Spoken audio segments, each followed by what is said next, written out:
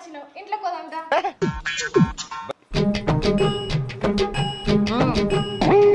నీ అవ్వ అక్క జిల్లాలో మంచిగా ఉన్నారే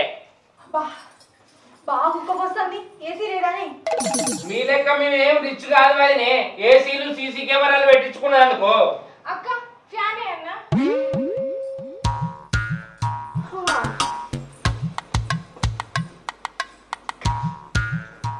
ఈ పంక గాలి నాకేం సరిపోతుంది ఆయన ఒక కూలర్ తీసుకురమ్మన్నారు చల్లగా ఉంటది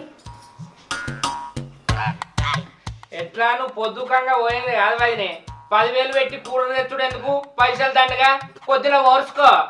మా అక్కియాలనే పోతుందని ఎవరన్నారు